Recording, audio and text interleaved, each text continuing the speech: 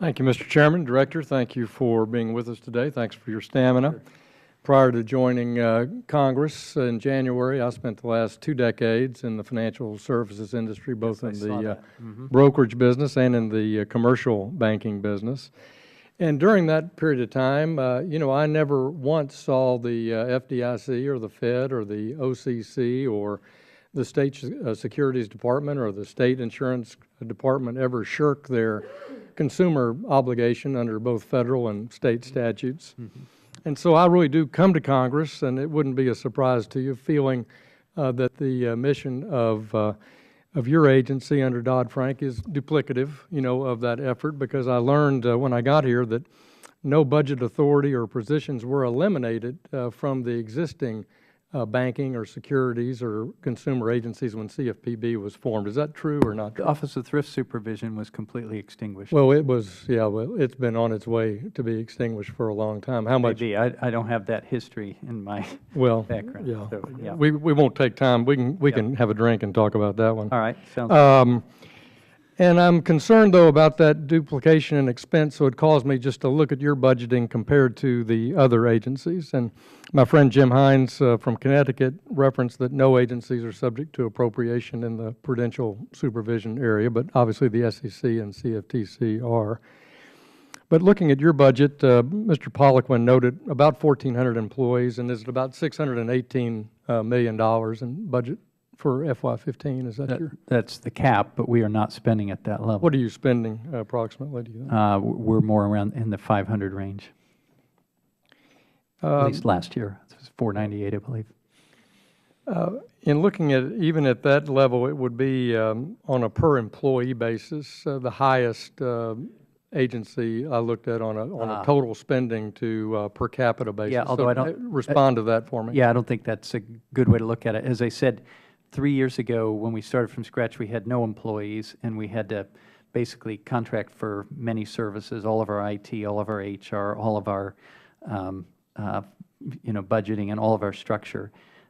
Over time, we've started to move toward our own employees doing things and less dependence on Treasury and outside contractors. But it's still the case that the total work of the agency goes beyond the number of full-time employees that we have. So I don't think that's yet a right average. In a few years, it will be a fair average.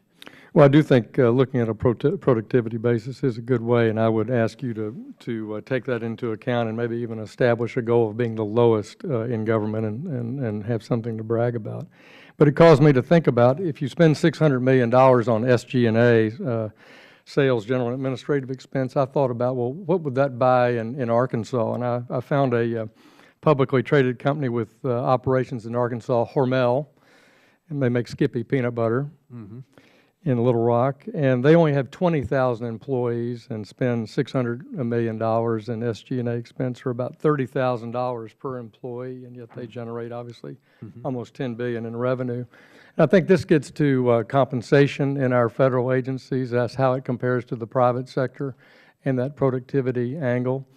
And, I don't want there to be an incentive for people to leave the private sector and go to the regulated sector. And would you take a minute and talk about pay practices at your agency and how those compare? Yeah, and I'll say that I don't have a lot of background in the federal government. I came here from state and local government and the private sector in Ohio.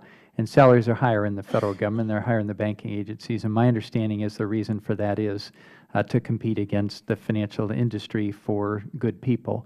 But in our case, we're constrained by law. Congress set this, and it's the framework we have to operate in. We are required to have salaries that are comparable to those of the Federal Reserve. I'm obliged by law to do that, whether I think that's right or not right.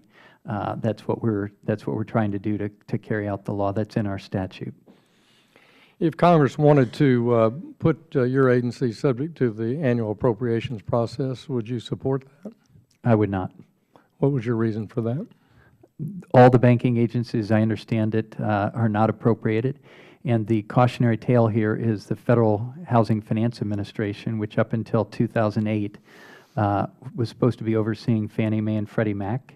And Fannie Mae and Freddie Mac, as I understand it, this is history that's been described to me, had so much political power that they were able to constrain the regulator, and the regulator didn't rein them in.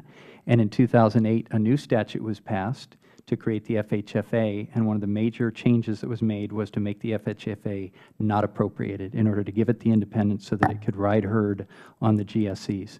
And that was the Congress's judgment, and if that's the judgment, then the same logic should apply here.